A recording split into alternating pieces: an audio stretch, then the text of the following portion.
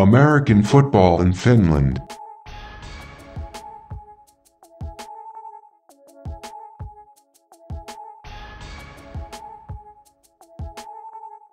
The voice in your ears, perfect Pervis, and this is American Football in Finland.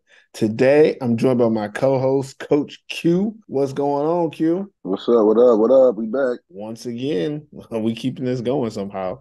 The AFF podcast is available on all major platforms, including YouTube. Wherever you listen, be sure to follow, like, subscribe, and rate us. Anything less than 5 stars will tell us you are a hater. This the last time we should have to do this playoff picture. We're gonna talk about it for this last time. First place, Crocs 9-2. Second place, Butchers 7-4. Third place, Roosters 6-5. Fourth place, Steelers 6-5. Fifth place, Royals, who are 6-6. Their season's already done. They're done regular season. It's weird that they're in fifth place, but that's what the website for the Vatra Liga says. Sixth place, UNC 4-7. Seventh place, Wolverines 0-11. So, talking about what's possible, Crocs and Butchers, they're in. There's no way for them not to be in. The Butchers have tiebreakers over everybody that's below them. So they're in. There's no getting them out of that. They're definitely going to make the 2 seed. The Crocs going to be the 1 seed. Now, technically, right now, the Roosters are 6-5, and they still have the Wolverines to play. Mm-hmm. Is that right? Oh shoot. Okay. Well, the Roosters have the Wolverines to play, and the Steelers have the Crocs, and the Butchers play UNC, and that's just a extra week of games. So the way that it looks, if I'm reading this correctly, let me know if I'm wrong. If the Roosters win, they're going to be the 3 seed for sure. Yeah. Because they would have a tiebreaker over the Steelers. But, and I'm just going to assume they are going to win. But the real The Butchers thing for lost. the, huh? No, go ahead. No, I would say the real thing is like if the Steelers win, the Royals don't get in the playoffs. And the Steelers would still be the 4 seed. They wouldn't be the 5 seed over the Roosters unless, right? I, Unless the I Roosters thought I lose. thought if the Steelers win, yeah, they still 4 seed then. Yeah. Because they only beat the Roosters. Well, they when they beat.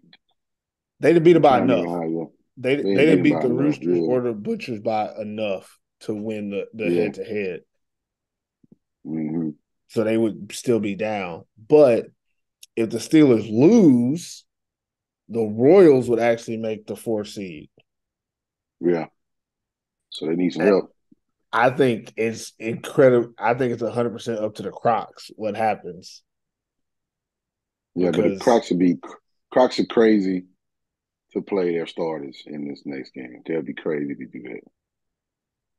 I know I think that's what we think. I think if me and you was coaching the Crocs, it'd be pretty easy sit your starters and actually hope that you lose so you can Yeah, actually play so the you can Steelers play in the still playoffs. against.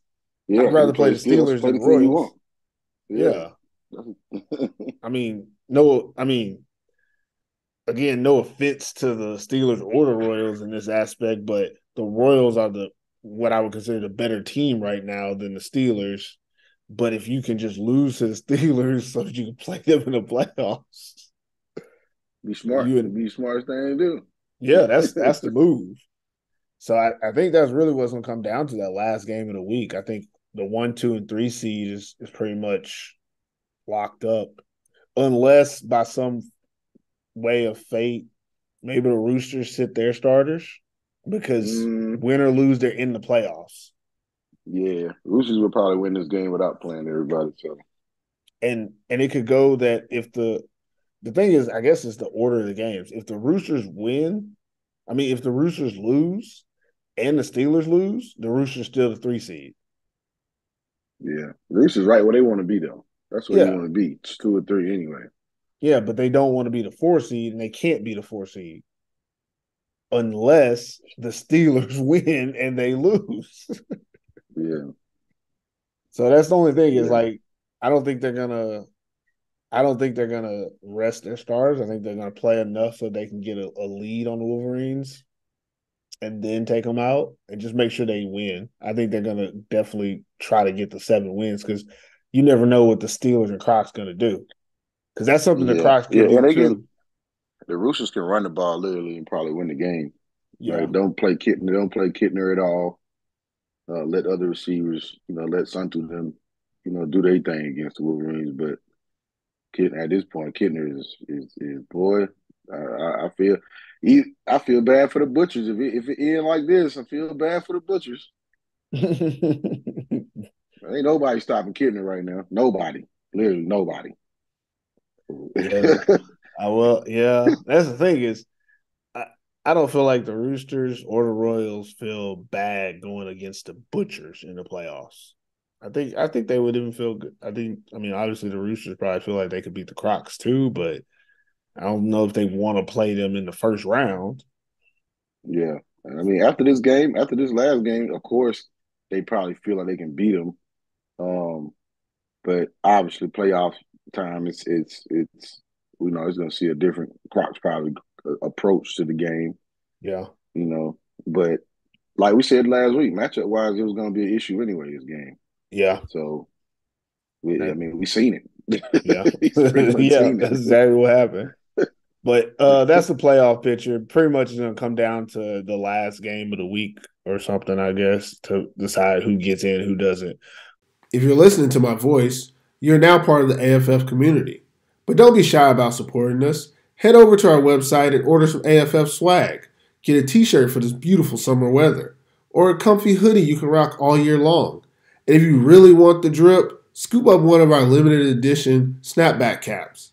Everything you need to represent the AFF community can be found on our website at americanfootballinfinland.com/merch.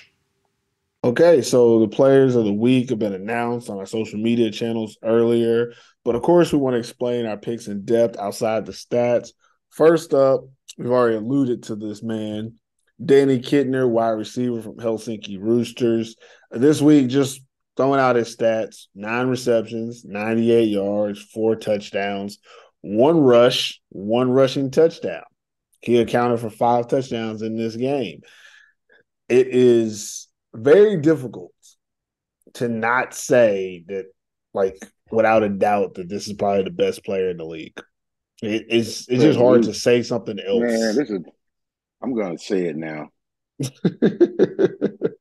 Player of this week, the next week, the week after that, it's probably going to be Kittner. It's probably any going to be Kittner.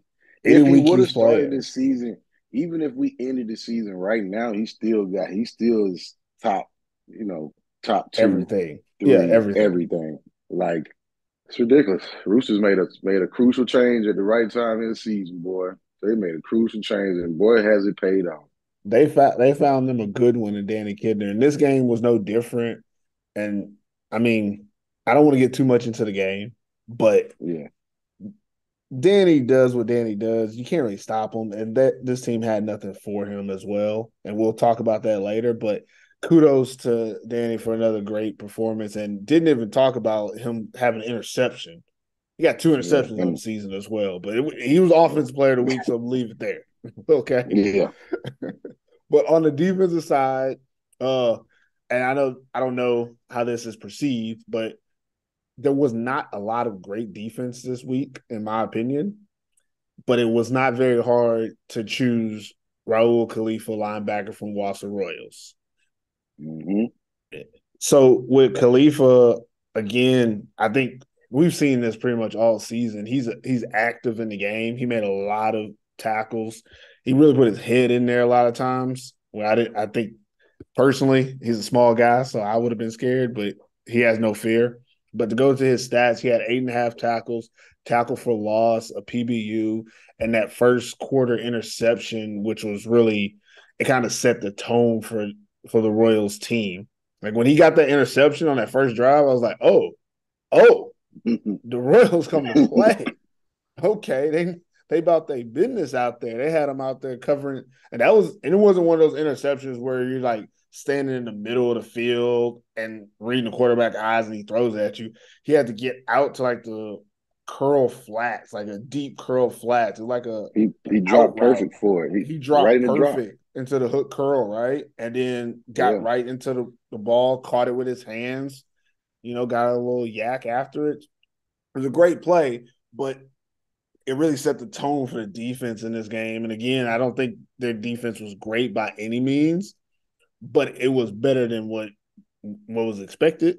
I'm pretty sure I picked the Butchers to win the game based on the fact that I just assumed their offense was going to just run amok. And one reason that they weren't able to do that was there was a lot of plays where they didn't get, more yards than they should have, or they weren't able to complete passes. And a lot of times, number 56, and again, Raul, I've said this before, I think that number is horrible, but once he gains a little weight, he'll look better in it. Yeah. He won't look like a little kid wearing somebody else's jersey. But number 56 was involved in a lot of those plays. And again, just want to say kudos to him. He had a really good week this week for the Royals, and I think he's our first back-to-back player of the week. Like, I think we chose him 2 consecutive weeks. So he's finishing the season strong. Did we do Leroy? I think picking him back-to-back kind of showed how they finished the season. The Royals finished strong, which is the only way you really want to finish. Mm-hmm. Flag football in Finland. Yes, the annual AFF Turkey Bowl flag football tournament is back for the 4th consecutive year. This year's 5-on-5 flag football tournament will be held on November 11th at Mukula Sports Hall in Lahti. Men's and women's teams are invited to play in a fun and competitive environment, with bragging rights on the line. Registration is open until September 1st, so sign your squad up today. Registration can be completed at AmericanFootballInFinland.com/turkey-bowl. So we all know what happened in last weekend's game, but let's go over a little bit of which team won or lost. First game, Steelers versus Wolverines. Q, who won this game? Or even more importantly, did the Wolverines have a chance to win this game? Did they lose it? Or no? Steelers came out on them, huh? Steelers won. Steelers came out. I mean, it's easy to get your confidence back against the Wolverines. They're like, you get to beat up on them a little bit. This game didn't tell me anything, but the Wolverines are still the Wolverines. It didn't tell me anything about Kuopio because they haven't been doing this type of performance against the teams that matter. So for just debating's sake, did they get better playing the Wolverines? No. The only thing they got was some more stats and maybe some confidence for Ambro, but that's about it. But other than that, I mean, Kuopio won the game, but it was expected also. Yeah, and one thing that I will give the Steelers is that, again, I always say when you're playing the Wolverines, it's a stat game. They got their stats, but also defensively, the Wolverines aren't slups. Like, Kevin Adams still had almost 100 yards receiving in this game, but they didn't let him score. That's one thing I think is how you kind of tell what a defense is against the Wolverines. Offensively, I think everybody can score on them. It's not a problem. But defensively, if you're a good defense, you hold the Wolverines to 0. That's how I feel about it. Mm-hmm. Their offense does not have enough firepower to score on a defense that gives a damn. So whenever teams like let the Wolverines score points, that's when I'm like, okay, they're not trying. But you saw the Steelers, they went out there, they did a shutout. They said, hey, we're not, giving any more kinks to our armor, like showing any weaknesses anywhere against the Wolverines. And I can respect that. But like you said, it didn't show us anything about them like playoff-wise or playing against any real talent in the league. And I guess the Wolverines got one more game. Yeah. Represent the community and buy us a coffee. AFF is run by volunteers who love the sport and want to give you the best coverage of it as possible. In true Finnish fashion, we love coffee and would appreciate any donation to help us buy a cup or two. You can donate online at buymeacoffee.com/AFF23. Second game of the weekend was the City of Crocodiles versus the Helsinki Roosters. Ooh. How do you feel about this one, Q? Who won or lost this game? Man, it's a hard one right here, honestly, because obviously I think the Crocs were the favorite in it anyway. Even though I picked the Roosters to win this game, I still think it was an upset. And anytime it's an upset, then that means that the team that was supposed to win lost. Yeah. Yeah, but the reasons why is the Roosters are just in it. I said this a few weeks ago. I think the Roosters are getting into playoff mode, and one thing that they are used to is the playoffs. And Juha, they had a real rocky start at the beginning of the season, but now it's coming together. Sinadinos is playing better. He distributing the ball. It's hard to not go to your playmakers and get results. And that's all he has to do is get the ball to Kitten and get the ball to Santu and those other receivers and try to make things happen along with a running game that's pretty steady. So I don't want to say it like this, but Say it. Get it off your chest. I picked the Roosters to win the Maple Bowl. Part of me still feels like they're going to end up in it, just because other teams didn't necessarily. I won't say they didn't necessarily adjust, but there's the Kittner effect. I know we've been hyping on it a lot, but that's a big thing. Like it's a nightmare for a defense coordinator to plan for this because he's everywhere. He's out of the backfield. He's playing defense. He's going to affect this game no matter what. And the Crocs we just seen they have nothing that you can't play him zone, and they were playing him zone. You can't play him man. He exploited man. So you're gonna have to come up with a plan. And I just don't think they had a personnel, honestly, to stop him from doing what he's doing, which means it'll open up for the other receivers. But right now the Roosters are scary. It's scary to play them right now. And I don't care how good the Crocs are right now. After seeing what we just seen, I'd be worried going into the playoffs. Yeah, you got Christian Powell. Yeah, you got that D line. So obviously playoff a different intensity, all that stuff. But the Butchers, if they go right now with the standards that they have, yeah, the Butchers will be in trouble. But then again, hey, the Roosters won. I picked them to win, so I'm happy about that. I'm happy about that. But Crocs lost this game, man. And what's crazy is, first of all, I just want to say this. I've been saying for the past couple of weeks, because we've been kind of agreeing and disagreeing that the Roosters have been getting better at the perfect time of the year, and I've been saying that this through the entirety of them getting better. Yeah, they're getting better, but they're beating bums. Because, they beat the Royals twice in 2 weeks, and everybody was like, oh, my gosh, they're getting better. Like, you beat a team that's not good. So, and then, I think they beat the Steelers or the Wolverines or somebody or UNC. Like, and I'm like, you're beating bums. And then they, give up the comeback to the Butchers. I'm like, okay, well, that's why you're not the ones.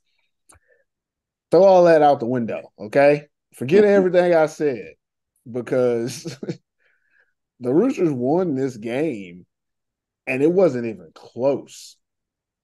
And that's something I think a lot of people, when they see the score, and even me, I watched the game after it was over. So I saw the score first, and I had to go apologize to somebody because they told me there was going to be a blowout. And I was like, no, it's not. And it wasn't technically by the score. But just in case people don't know, and they usually put it up online, it was 26-7 at halftime. If the Roosters could have taken care of their extra points, I probably wouldn't even watch the second half because it was a blowout. And I have my rule: like, if you're down by 21, I'm not watching anymore. Like, I'm done. And that's what this game was. Roosters came out and beat the Crocodiles.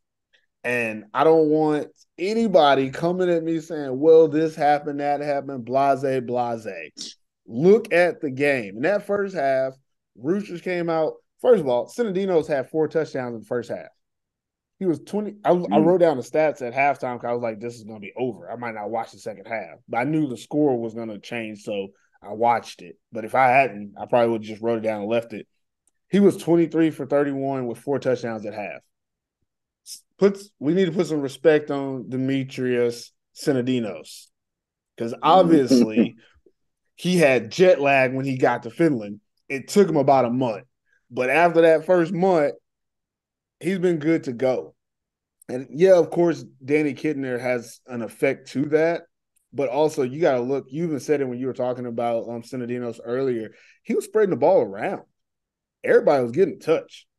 Everybody was getting the feel of the ball. Danny just happened to, get the tubs. And a lot of that had to do with red zone targets where he was a little bit better at receiving than everyone else on their team, honestly. Because I will never get on this podcast and say, I could be a better coach or player than anybody that's playing. Because first of all, I don't care. I don't care enough to want to be either. But I am sorry. If I'm watching this game and every time the Roosters get in the red zone, they run a smash concept, I'm going to leave it at that. They run a smash concept. And anybody knows football knows all that means outside receiver do something short and in, inside receiver run a corner route. When they run a smash concept, the Crocodiles have a safety over top to that concept and a defender on the slot receiver, which means slot receiver. If you're in man zone, whatever, it looks like they're in man with a free safety who's just roaming. I don't know what the coverage is, but what I see in this game every time was the slot defender gets juked on a post corner. The receiver just runs what looks like a post and then runs the actual corner because it's a smash concept. And every time he takes a step in for the post, the defender jumps it like he's going to make a play there somehow anyways, even though he has a safety sitting right inside to take away the post.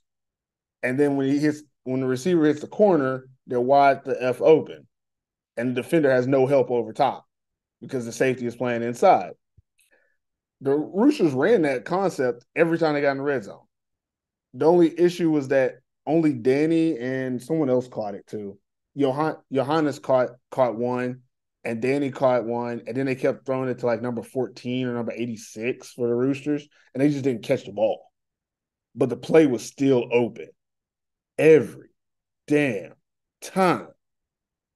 Now, I don't know whose fault that is. Is that the defender's fault? Is that the coach's fault? I don't know. I don't care. But it does tell me there's a difference between these two teams. The Crocs defense has holes, and I've said it before earlier in the season that they're beatable. They've shown it plenty of times. The Roosters were beating the crap out of them, and they weren't doing anything crazy. They basically spread the Crocs secondary out, put everyone in kind of like a man cover situation. Early in the game, they were going 5 receivers to see what the Crocs would do. All the Crocs defenders are playing 20 yards off, bailing, and letting all the short stuff hit them. And then once they got in the red zone, they had to play up. They're getting beat by concepts like the smash concept, one of the most basic pass concepts in American football. The smash concept. They're letting stuff like that beat them in the red zone. And then when they go one-on-one going against Danny Kidner, I don't know why you think you can guard him. I don't care who it is. I know one time it was Eric Irvin. Another time it was Thomas Anasitas. Neither one of them can guard him one-on-one. And that's just how it went down. But it didn't really have to come down to that. The Crocs just really didn't do anything to affect what the Roosters did on offense. And in this game, the Roosters were just the better team overall, in my opinion. But I do have a flip side to that. And this is something that I think all the other teams that will have to play the Roosters could remember. It was 26-7 at half. It was 38-21 with 11 minutes left in the game. And they did let the Crocodiles get back into it with a couple of big plays. The Roosters secondary still has holes. The plays that the Crocs did to get back into the game was two go routes. where the receiver literally just ran by the cornerback. The cornerback just didn't guard him. And then Zach Whitehead threw a deep route to, was it Eric Irvin and Yane Sarkala. Both got two like freebie plays because the Roosters corners just didn't guard them. And that's how the Roosters defense plays. They're a good group, but they have their holes and they can be beat as well. But in this game, they were up by so much that a comeback attempt really wasn't going to do anything for the Crocs. And kind of took Christian Powell, out of the game by them being down by so much, which is really good when you're playing the Crocs. But again, I think when the Roosters play against someone like the Butchers, when we saw that last time, and they put a little pressure on them, it might change things. But overall, in this game, still think the Roosters were a much better team. I'm not talking too much about the Crocs because, honestly, I don't think they played well. I think there's not a lot you can look at from the Crocs, offense or defense, that really makes me think that they would have won this game. Even the points that they scored on offense were like blown plays. Like the cornerback should have just ran with the receiver, but he didn't. It wasn't like they ran any like concept or had a mismatch or anything like that. It was just blown coverages, and that got the Crocs back in the game when at the end of the game you really knew that the Crocs weren't going to win. Even with them technically coming back on the scoreboard, you never really felt like the Crocs were going to win this game when it was in the fourth quarter. And that's a credit to the Roosters for being the better team, the better organization at this point. And I would not be surprised, and I actually would be excited to see a rematch of these two teams in the Maple Bowl. And story-wise, I think it'd be crazy because historically, every time they've played each other in the Maple Bowl, the Roosters have won. So I think it's interesting that the Crocs lost to the Roosters in that way, getting into the playoffs and leading into what could be a Maple Bowl rematch that we really just don't know how it's going to go. Do you love football? Do you enjoy the AFF podcast? Well, we need your help to keep this party going. If you think you can be an asset to our team, please contact us immediately about joining the AFF squad. Email all inquiries to americanfootballinfinland@gmail.com or send us a DM on Instagram. So last game of the weekend, another, I guess, upset. If you want, I guess another upset. Royals versus Butchers. Who won or lost this one, Q? And this is another I think is tough. It came down to the end as well. What are your thoughts? Ooh, you know what? I'm gonna say this. Timothy Moravec. I'd like to say he's a good friend of mine. He told me after we put out our pick'ems that I might wanted to change my pick. And that for the first time ever in my life, a player has ever told me that, and I felt he was like telling the truth. Like I was like, it's too late. In my mind, I'm like, it's too late, but maybe I should have. But I didn't. I mean, he took it in control pretty much of that game. It was a close game still, but he told me they were going to win. Stats wise, not as crazy, but passing and rushing. I mean, you're gonna have a little bit of both of those. But anytime he can get in the end zone, or anytime that he's running that zone read, and that's been hurting everybody. Because usually the running back will hurt you in the zone read first, unless you got a mobile quarterback. But Timothy is like a zone read killer. Like, I mean, that's just it. Like, and that's what he did this game. Even though the Royals defense played okay, I think Timothy Steele was a big part of them doing what they did. But yeah, I didn't expect this. Honestly, I didn't expect it. So I'm going to say the Butchers lost the game, obviously, because they were supposed to win. But I also think sometimes when you got to take those trips to people that don't know, that's not in Finland, when you got to take that Vasa trip. It's different. A lot of stuff come into play. You know what I mean? Like, it's not a place that you want to get And I never liked this. It's not a place that you want to get there the day of on a game. I just hate the fact that they have to do that. I wish that they could get there a day before, loosen up, and that stuff, because it's a stiff ride to ride all the way to Vasa and then play a full game. So, and that their atmosphere in Vasa, football wise, is a good one. It's a good football atmosphere, and It's the ride it's hard home to for beat them at me. home. It's the ride home for me. Like, That too. no matter what you're doing or where you're going, even if you win that game, that ride home, that's when people catching cramps. That's when like you're not comfortable because you're sitting on a bus or something. And I tell you one thing, it's gotta feel better if you win though. Yeah. But also TIF, they was probably drinking either way. Yeah. Long drinks were flowing, win or lose. But I Yeah. couldn't. I think when I see this game, I had a similar experience. I had somebody tell me they were going to win the game. Actually, Alpha told me that they were going to win the game, and I was like, okay. And I similar to you, I believed it, but I wasn't going to change my pick, and that's just out of respect for the Butchers. I wasn't going to change my pick because the Butchers should have won this game, and I feel similar to you that they lost this game. I think they lost this game, and it didn't have nearly as much to do with the Royals as people or the Royals think. Mm. When you watch this game, neither one of these teams had trouble moving the ball. Neither one. There was no issues. Defense was optional in this game. If you watch this game, defense was optional. The Butchers, being the Dallas Cowboys that they are, when situations didn't go right or they didn't make the right plays on first or second down, they went back to what I hated about them last year of, Brandon Gwinner running for his life because his linemen they're not great linemen, but he's running for his life and then throwing it up.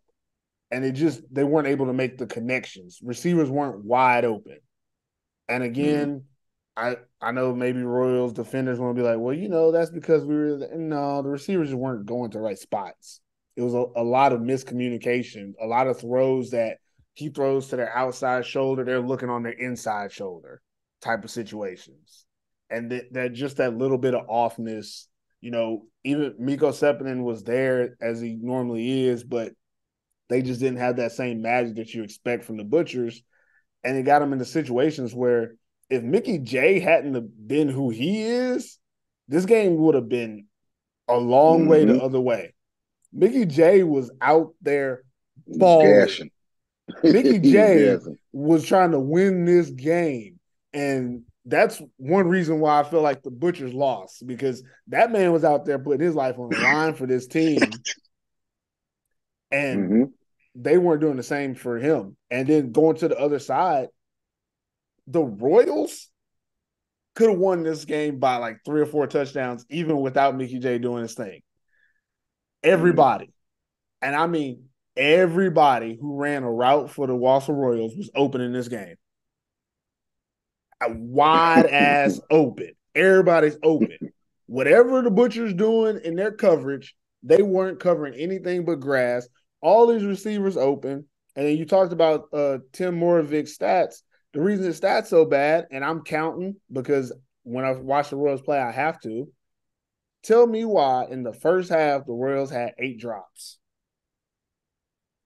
8 drops. I'm not talking about 8 contested balls. I just told you. Everybody wide open. Just drops. If they catch those passes, they lead to scores. Probably 2 or 3 scores in this game more for the Royals in the first half. Instead of it being tied 7-7, they go into half 21-7. And that puts the Butchers behind the 8 ball. You know what the Butchers do when they get behind the 8 ball? They just start slinging that thing. And the Royals are fortunate enough that they have somebody named Alpha Jallo playing safety. You can't just sling that thing out there against him. So it would have even got worse. It could have been a large deficit blowout. But again, it's one of those situations where this Royals team, they played okay. They won by sheer force that Timothy Moravic was like, I will not lose today. If y'all won't catch the ball, I'm going to run it. That's what it came down to. Early in the first half, he had 8 drops by his teammates. Second half, he only had 2 drops. He threw it less in the second half. He said, okay, I'm going to run. He almost unhitched the trailer. I know, Tim, you didn't have to run as far in this game, but you seen him on his rushing touchdowns when he pulled it down and when he had a read RPO run. He was, juking and jiving left and right, following his blockers, telling blockers to get out the way. Like, you could tell he was trying to score with his legs, which is really all they had. And really all they do have at times is his legs. Suosti was a barreling ball and still averaged like 5 yards a carry. Like, every time Suosti got the ball, he was slicing through there. And then Alpha coming through on the jet sweeps, and Alpha caught a couple passes. Again, they were wide open. Their offense, there was nothing stopping either one of these offenses, and both of them made mistakes, and I think that the Butchers made more. The Royals made their mistakes early in the game, and in the second half of the game did not make as many as the Butchers. Think about even in the fourth quarter with 7 minutes left, the Butchers try to go back to Mickey J with that screen pass. Brandon Gwinner throws it right into the defender. Like, that's a play you don't have to do, but you hurt yourself. That defender wasn't looking for that screen. He was just there. Good ball awareness, obviously, but that's a play where you expect a quarterback to hold on to the ball longer or throw it at somebody's feet, and he does it. And that's because they were pressed. They were trying to score. When the Butchers get pressed, things like that happen. And that was a play that went for like 40-some yards earlier, and Mickey J scored on. So he went back to it, which is a smart idea. But if you can't execute, you make those mistakes. That's what happened in this game. The Butchers made more mistakes than the Royals. Both teams made a lot of mistakes in this game. It was entertaining to watch, but again, it wasn't really two good teams playing. It wasn't either one of them playing their best. And even more so, to get a little bit more towards the Royals, why did they almost let them score at the end of the game? The Royals had penalties at the end of the game in that last drive. One of the defenders, he had a good defensive play, and he went into shaking his finger in the crowd or whatever. Yeah. Like, why? Why? Why do that? And even at the end of the game, after they stopped first of all, Miko Sebenen caught the ball. He just happened to be at the 2-yard line. If he was in the end zone, they would have had to go to overtime. He caught the pass. It's not like the defender stopped anything. He caught it and fell on the ground. Like, he caught a sliding pass. He couldn't get any yards. The defender did nothing, but was super excited about it. One thing that worries me about the Royals is that it's a team of very young players that have more confidence than they should. And you can see it. And you can even go even more about, when they're winning, I get a tag on Instagram. When they're losing, I don't get nothing. Nothing. I don't even get we tried. You can send me a DM. I ain't going to talk bad to you. Just keep that same energy. But this is the team that they have. When they do something that is average, like your job, you stop the receiver from catching the ball, they go overboard and it turns into like a penalty situation. And then you give them another chance to win. And that immaturity and, in my opinion, arrogance over confidence. Confidence is something that you earn. When you just get excited when something goes well, that you don't have confidence. What you have is in the insecurity. Moment. Yeah, that's in the moment. And that's what they have. And in this game, it didn't hurt them because the Butchers just, gave it to them the way that they did. But in the playoffs, I don't see anybody being bothered by the Royals. I just don't. I mean, I hope that they do get in the playoffs. I do think they're better than the Steelers right now. But I do know that if they get in the playoffs, the emotional state of some of these players will be their downfall. Guys like Tim Moravec, Alpha Jallo, Tom Suosti, Lamin Latica, DeMarco Artis, Marty Koss, like the fixtures of this team, they'll be fine. But those aren't the Yeah. guys that are costing you the game. The guys that are costing you the game is your two corners. I ain't gonna say their names. They know who they are. Your safeties. I ain't gonna say their name. They know who they are. Those are the guys that are gonna lose you the game. Your receivers that aren't named Jallo, those are the guys that are gonna cost you the game. And those are the guys who, when you win, they're the loudest and making the most noise and doing the most celebrating. And that should tell you something about your team.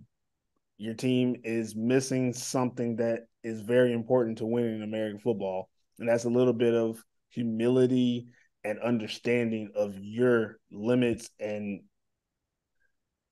I guess not your I guess I ran out of words, but your limits and how far you can go. Like there's a limit to what you can and cannot do. And if you don't know what it is, that's not good. No matter if it's a high ceiling or a low ceiling, you need to know what you're capable of. The Royals, a lot of their key players don't know what they're capable of. So this game as a whole, I think it was a wash. Neither team showed anything to like scare anybody else in the league, but the Royals got the win, so they have a chance to make the playoffs. Let's remember that. As excited as they were about winning this game, you're still only 6-6. Whether you make playoffs or not, you finish 6-6. That's I don't know what exciting about that for anybody would be, but I hope that they're I wouldn't excited. be tagging nobody. I wouldn't be tagging nobody on Instagram if I was 6-6 at all. But I understand. I understand why they do it. Like you said, certain teams, the maturity level, and I'm not saying it in a bad way, but it's just when you got, like you said, you got a mixture of older and younger. There has to be somebody on the team that when they speak, everybody listen. Yeah. I'm not sure who that is defensively wise for the Royals, but they can fight in games, they can beat in games, but the lack of maturity is what'll hurt. But that's the difference between the Roosters and the Royals. Yeah. It's not so much as the players that surround the imports, because I feel like, I mean, imports are imports. Timothy Morvick can easily go play for the Butchers and I think have the same or more success than Brandon Gwinner. It's just a fact that it's the factor of I mean, that's another debate, but yeah, I was gonna say I think I wrote on my notes too that in this game, like I felt like one of them did better than the other, and I won't say which because I like them both, but yeah, I mean, but I mean, him alone. I think if their quarterback doesn't have the maturity level that he has, they wouldn't have the wins they do have. They He would have just doesn't nothing. get. Timothy Yeah, he is working doesn't. a lot. He does. Yeah, and he doesn't get flustered. Like he's not a flustered quarterback. Even if the games that he threw 2 or 3 interceptions in, he still maintained his presence on the field as far as his team.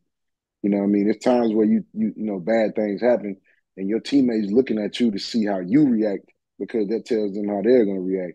And a lot of times I see him react certain ways and it doesn't affect the offense because it's like, all right, that was me. You know what I'm saying? Let's make up for it the next time. But with a little help, the Royals can be in the playoffs. But this game right here was I think the Royals were in control as far as like making their plays because even their defense, they were making like some third down stops, like some one-on-one third down stops a lot. And that's what you got to do if you want to, you want to win games like against teams like the Butchers because the Butchers still had a pretty good game, not overly exciting. You know what? If I but, want to, because you made a really good point, so I want to amend a little something I said. The Royals put a lot of pressure on the Butchers, and I said it earlier. Like Brandon Gwinner, he was never comfortable.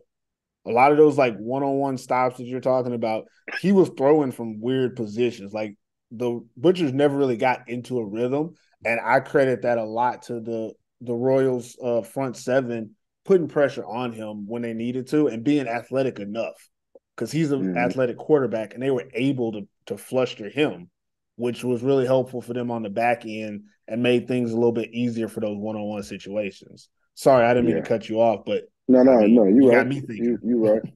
You're right, but it's. I mean, Brandon was getting out of pocket a lot, but he's also good at that too. Yeah. But I think the Royals put the Butchers in a situation they weren't expected to be in, and Yeah. that was Yep. not being able to give Mickey J the ball down the stretch really because they needed to score. Yep. That And pressure. and then now you gotta it's like you gotta change up what I think in a fair game, I think 3 out of 4 times the Butchers might come out. I don't know, but Oh, I think if they I played haven't again, the seen Butchers will win. I'll say that right yeah now. I haven't seen the Royals play. I haven't seen the Royals defense play consistent enough to say that they would beat them again. You know what I mean? Yeah. But when you got that triple threat on offense and you don't come with your A game, they'll make you pay for it. And Yeah. and they pretty much did. So that was a big win for them though. I mean, we'll see what happens as far as their playoff chances, but they did everything almost possible to get themselves there, besides win a few other games. Here we Yeah. are. And and again, kudos to the Royals for getting the win. And I feel like I went too hard on them. So let me throw this out there since I'm kind of in this mode anyways. What's going on with the Butchers defense, man? I swear, if they don't learn how to stop somebody, because this was Swiss cheese. ridiculous. I'm sorry, but you're playing against the Royals. They have 3 options. You know the 3 options, and you can't stop the 3 options. I say it every week.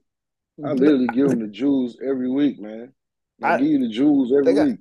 they got 3 guys, and Alpha has to play running back at times because they can't get the ball to him because their O line really can't hold up most of the time, and that sometimes works out for Timothy Moravec because he's such an athletic quarterback. But come on, Butchers, you have to come with a better game plan than we're gonna guard Alpha and that's gonna stop their offense.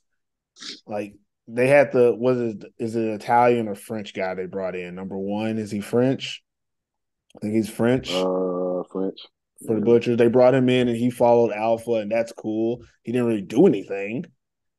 Alpha still routed him up most of the game, but it comes to the point that's not how they beat you. They didn't beat you by like throwing deep passes because that's not how they're going to beat you. And they could have though, because their receivers were still wide open. The number 18 for the Royals was open all game. He just couldn't catch a pass to save his life.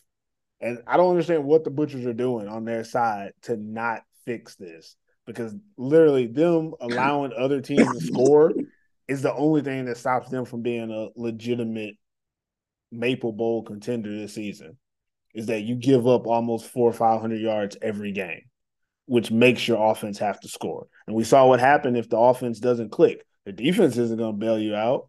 They're not going to make some Nope. crazy stops. If Zach Wright wasn't able to get 2 pick sixes in this game, and look what happened. Look what happened. He did his job, played safety. They didn't try him, which most teams shouldn't, and they still ended up beating this defense. And I feel so bad saying it because I see a lot of good parts on this defense, but when they come together as a sum, as a total group, it don't work for some reason. Shout out to Jesse Volksentore in the middle, because he's still the man in the double team, controlling the double team, and somehow making tackles from behind, which means whoever else is playing with him is not filling the gap or the hole. Because the defensive tackle should not be making tackles 4 or 5 yards down the field. Yet I still see number 55 doing this.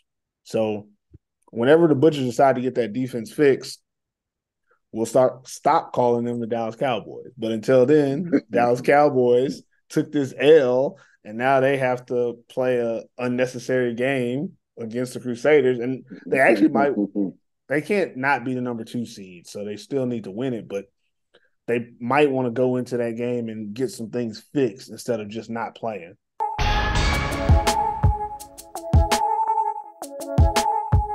Maple League teams are back in action on Thursday with the Roosters versus Wolverines. Friday is Crusaders versus Butchers. Then the Crocodiles and Steelers play on Saturday. Let's get a little bit of time into each one of these matchups. First game, Roosters versus Wolverines. Roosters 6-5, Wolverines 0-11. Last time these two teams met was week 3. All these matchups are week 3 matchups, like rematches. Storyline for this one, will the Roosters rest their starters and give the Wolverines a chance to get a win? What are your thoughts? What do you think? I don't think they're going to rest all of them, but I do think D-line wise, they probably will play those guys. Linebacker, DB wise, they got enough veterans over there that they can play without having their full throttle roster out there. Offensively, I know they can. Yeah. Offensively, I know they can. They'll try to go up early and make it to where it's like kind of impossible for the Wolverines to do anything. But they're not going to rest the whole team, but I do think they'll rest some people. I mean, you could like I wouldn't play Kittner at all, even though I know I need to win. I mean, he could be there for emergency purposes, but I wouldn't play him at all. Let him return. Let him return and play safety. I wouldn't play him at all because I ain't gonna say they wouldn't play him at all. I mean, in certain aspects of the game, yeah, he can play, but not like where he just has to be out there the Bring third him in on quarter, third fourth quarter. downs. Like he can do the first few series and see if he can score. Y'all I'm can not get up playing or on whatever. offense. But I want him playing safety on third down. See if he gets any more interceptions. Yeah, but yeah, it should be an easy win for the Roosters. I mean, going into the playoffs should be easy win. Yeah. Key matchup for this one. I went over these when I thought I was going to do this anyway. So key matchup would be the Roosters secondary versus Kevin Adams and Will Young. That's what's going to come down to is the Roosters secondary. It's already young, and in this game, what they're most likely going to do is you have guys like Oxley Olin, Ronta, Quika, what's number 12's name? Tuca. They know Tuca. who they are. They have a lot of like safeties and defensive backs who are veterans, as we call them, who probably don't want to play in this game. So they're gonna let their younger defensive players get into those spots. And the Wolverines are still gonna play Kevin Adams and Will Young. So those guys are gonna get a good like matchup from that. So it'll be interesting to see how they do against them. Because the Roosters won't have any real need to play some of their older guys who don't want to play in this game, most likely. Mm-hmm. So that's a cool thing. I think that's a good thing. I think this is one of the few situations where playing your younger players actually will give them experience because they're going to be going against good talent, but not necessarily overwhelming talent, if that makes sense. Exactly. No disrespect to Kevin Adams or Will Young, but on the team that you're playing for, and you aren't, neither one of those guys are like one-on-one like man beaters. They're both good route runners and they can get open. They have athleticism, but it's not like you're going up against, like a 6'4" receiver when guys are having to play Vincent McDonald one-on-one or playing against Alpha Jallo one-on-one or something like that. And a lot of times they won't be in one-on-one situations. So it's more like you get to see them in whatever coverage you're playing. So I think it'll be a good matchup to see and get those guys some experience, and it'll give people something to look into in this game. An interesting aspect of the game that I think this is going to be super interesting. I don't know if anyone else cares, but have the Wolverines wore those gold jerseys this season? Mm-mm. I don't think they have, and I think this is when you bring them out. Last game of the season, haven't worn them all year. They look nice, and maybe they don't have them this year, or maybe they don't have enough for everybody. They didn't order new ones. I don't know, but I always like their gold jerseys. I don't like the white ones, so I really wish that they would wear those. And another interesting aspect of this game that I wanted to ponder is, and I posed this question to you too, Q, or anyone who's listening. Should the Helsinki Roosters get a black alternate jersey? They definitely should. I think like something similar to like the Arizona Cardinals. I think that would be, I mean, just think about it. You just replace the Cardinal with a Rooster. I think that look would be nice, like an all black uni either. Yeah. Oh, I guess that's similar to Stanford's black uniforms too. Oh yeah, I hadn't thought about Stanford. Yeah. Yeah, Actually, get the Florida Gators coming out with one too. I think they're just a clean. black one Yeah, for the it's Gators. clean though. Yeah, it's Well, hard yeah, too. yeah, they're black, I guess, but no, Yeah. I like the blue and orange for that. If you're listening to my voice, you're now part of the AFF community. But don't be shy about supporting us. Head over to our website and order some AFF swag. Get a t-shirt for this beautiful summer weather, or a comfy hoodie you can rock all year long. And if you really want the drip, scoop up one of our limited edition snapback caps. Everything you need to represent the AFF community can be found on our website at americanfootballinfinland.com/merch.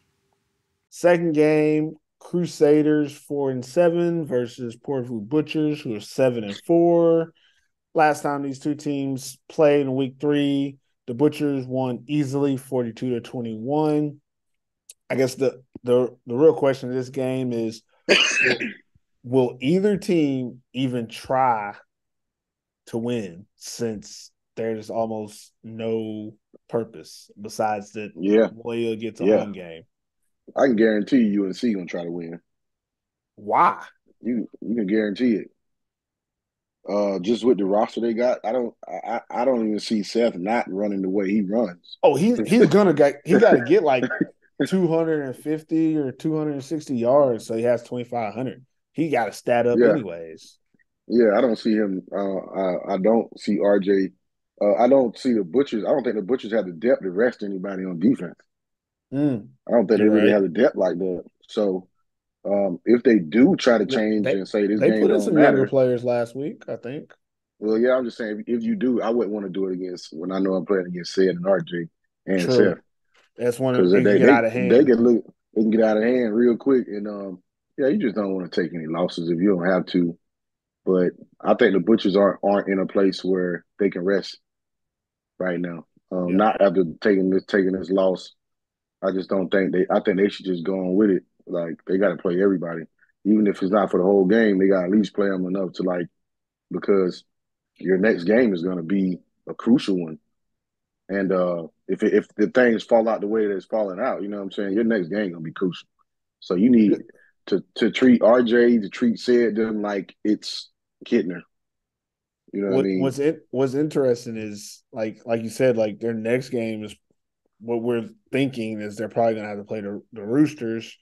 And this game is going to kind of be more like what they just played, if that makes any sense. Not exactly, but, their offense has, 3 players. They have a quarterback, a running back, and a receiver. And, defensively, they're, beatable, easily beatable. And there's not a lot they can do, but they do have, RJ Roman at safety, similar to what the Royals have with Alpha. So for the Butchers, I would say in this game, maybe you're not going to go full tilt.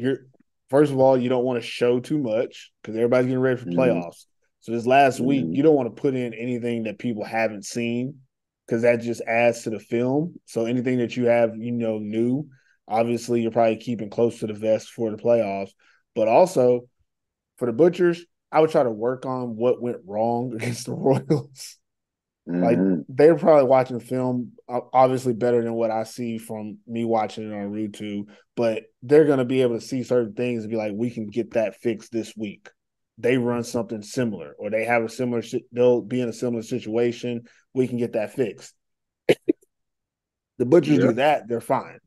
Just fix a couple things. Seth is still going to get damn near 300 all-purpose yards. There's nothing you can do about that. It's going to be a high-scoring game. Both teams get over 20, 30 points apiece. You win by a touchdown or 2. That's cool. That's really all you can expect from it. I think in this game, I wrote for a key matchup.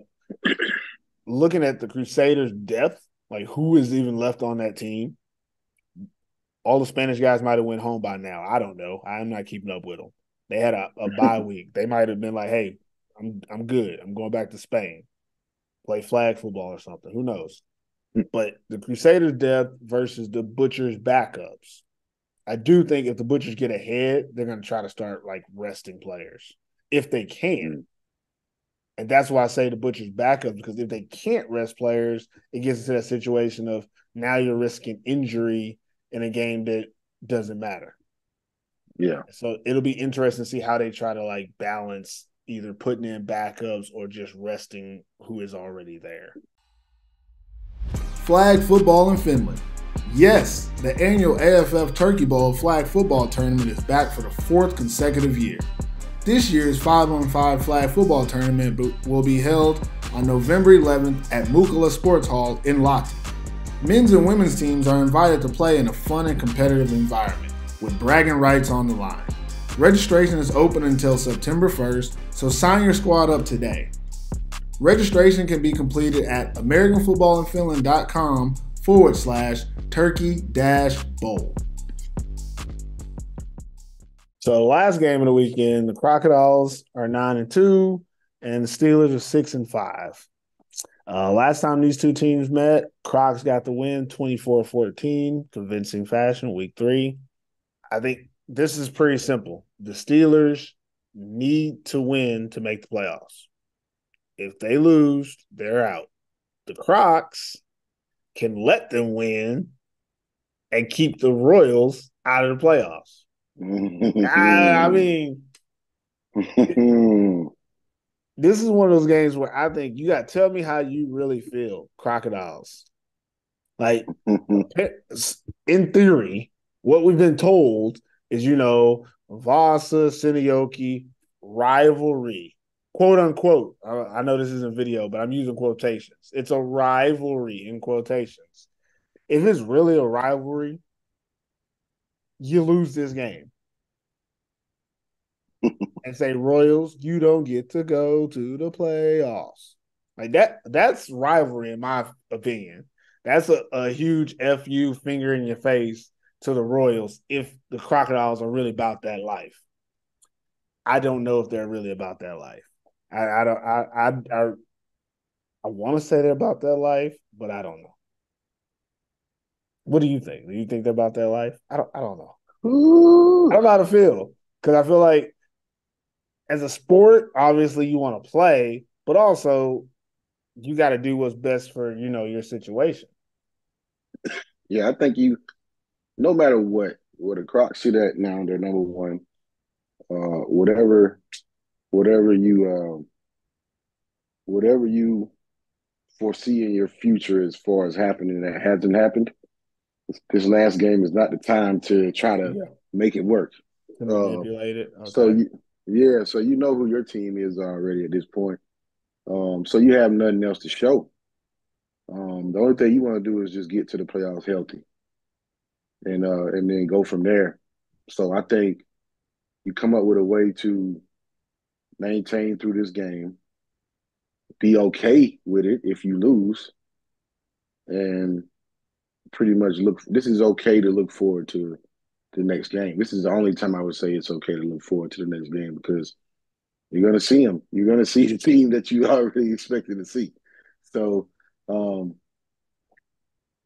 the end of the day, if I can make my chances of getting to the championship an easier road, then I'm going to take that route.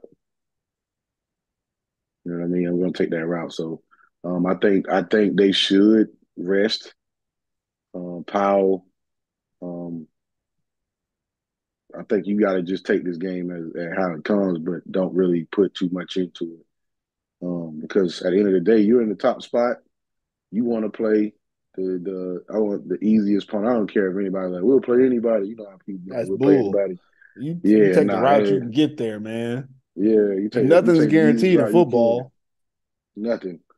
So you take that route, and go with it. Because I mean that's what I would do. I do exact that. So, yeah, it's gonna be a crucial one. One team need it more than the other. This is how I'm going. Yeah, this is how I'm going to know what the Crocs are doing. If I see number 21 Heikki Toivola playing quarterback, I know what the plan is. Now, if Zach Whitehead come out there, maybe they plan on getting a dub. But if they sit that quarterback, that's when they're serious about the playoffs. Is all they're worried about. In this game, a key matchup I think that would be interesting for people to watch is the quarterback from the Steelers, Ambro or Hansen, versus the Crocodiles secondary / coverage. You know, their linebackers get into the coverage as well. This is going to be one of those games where I don't think the Steelers are going to be able to like run the ball against the Crocodiles, even if the Crocodiles aren't. I mean, first of all, they're going to play their starters on defensive line. There's too many guys. They still need stats. Like, they're going to play. They're not going to not play those guys. And then their linebacking core, I also think they'll play them as well. I don't think they have a lot behind them. So I don't think that the Steelers are going to be able to just run the ball, which means you're going to put it in Ambro's hands. And we're going to see what happens. Yeah. But we just saw last week, Crocodile's secondary is malleable. It's beatable. There's situations that they can be had in. The IQ of the defense as a whole back there, not as high as you would hope or expect. Maybe after listening to this podcast, they can stop the smash concept.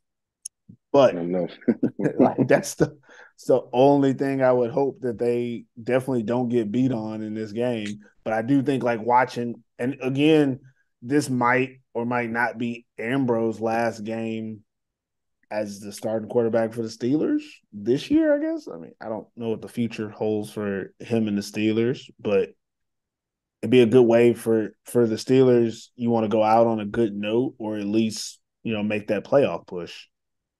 Like, this is the games you have to do it. You kind of got to put it all on the line anyway. So they need to do everything they can do to win. I think if I was the Steelers, I would find, and I don't know if this is popular opinion or not, I would find a way to make sure Isaac Marshall is involved. The number 86 that played running back and receiver. Oh, yeah. I mean, he's sneakily like one of the most effective like ball carriers they have. But whenever, you know, Tuukka Lehtinen and Leanthony Reasnover came back, they kind of phased him out of the run game. And when he does come in every once in a while, he's still very effective. And I think they should probably find more ways to get him the ball. He's a great ball carrier. He's naturally a running back, not a receiver, and you can tell by the way he plays. And I think that getting him the ball would probably help Ambro, because he can get the ball closer to the line of scrimmage, which gives you less room for error when you give a receiver the ball closer to the line of scrimmage. Last interesting thing about this game is this is the last game of the regular Maple League season, and it probably has the biggest playoff impact, like the biggest swing, because it can change the whole dynamics of what the playoffs look like by what happens in this game. It can knock a team out of the playoffs, or it could make a team go up. And depending on what happens earlier, in theory, the Steelers could, you know, bump themselves into third place by winning this game if the Roosters were to lose to the Wolverines. In theory, that is the implication. But also, there's a team that has finished playing their entire season, and their season hinges on the Steelers losing this game to their rivals. So we're not talking about the Royals, but we're talking about the Royals because of this game. I wouldn't have picked this to be the way that I draw up the the schedule, but I like the way it worked out. I do like the way things came down to a head at the end of the season. So this is going to be a very interesting game and very good way to end the regular season 2023 in the Maple League. Do you love football? Do you enjoy the AFF podcast? Well, we need your help to keep this party going. If you think you can be an asset to our team, please contact us immediately about joining the AFF squad.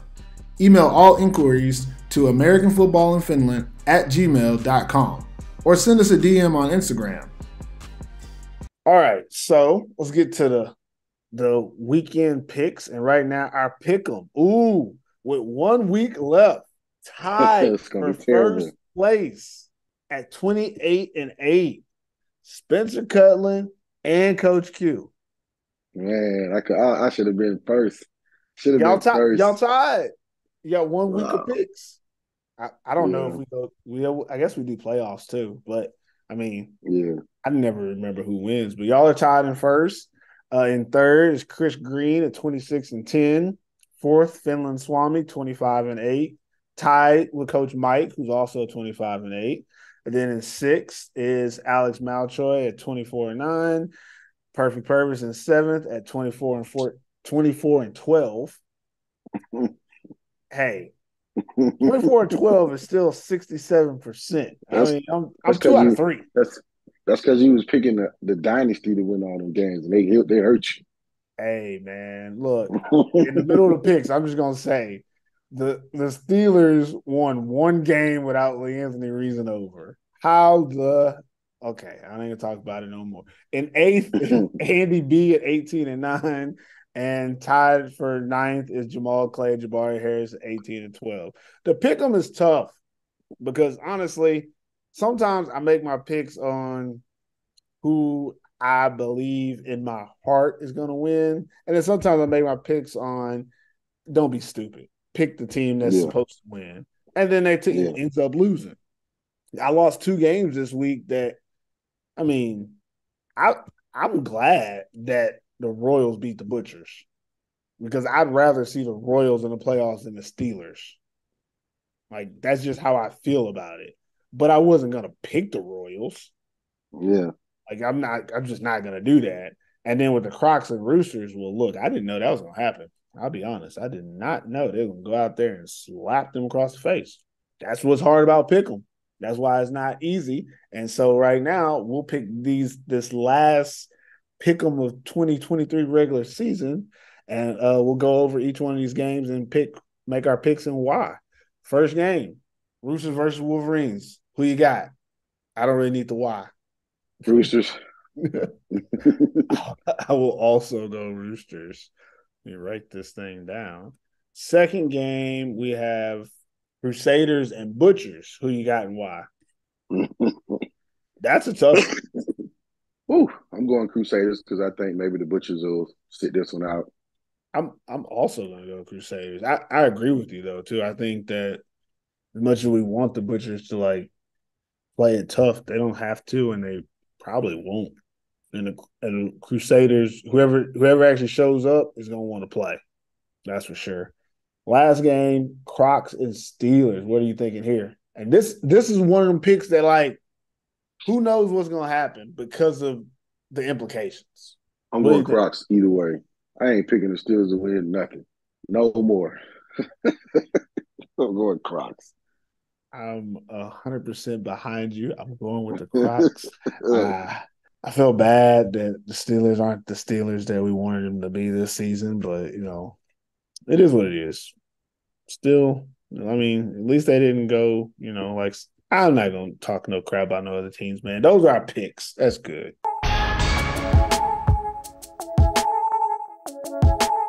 That's it for this episode of American Football in Finland. Hope it was worth the listen. Any last words before we get out of here, Q? No, man. We finally up to the last week, boy. It seemed like it come fast and it came around fast, and now we getting down to the nitty gritty, man. The last week of the season, we finally here, baby. Let's do it. Let's do it. I'm burnt out, guys. We need to hurry up and get to these playoffs. Got 2 more weeks after this, and let's get into it.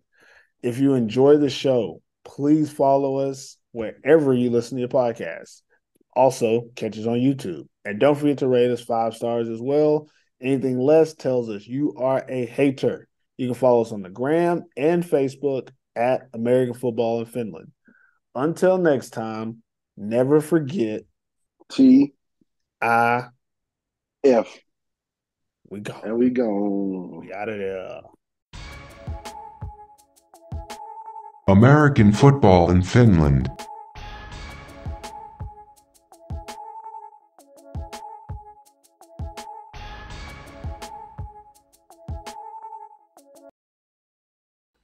Attention business owners and entrepreneurs. Are you ready to connect with passionate American football enthusiasts in Finland? Look no further than the American Football in Finland podcast. With over 1,000 dedicated subscribers and an impressive 20,000 downloads, your message can reach a captive audience eager for your products or services. Take advantage of over 10,000 monthly social media impressions to boost your brand's visibility. Imagine the impact of your message resonating with this engaged community. Don't miss this incredible opportunity to increase brand awareness, drive traffic, and grow your business. Contact us today to secure your exclusive ad spot on the American Football in Finland podcast. Get ready to score big with your target audience.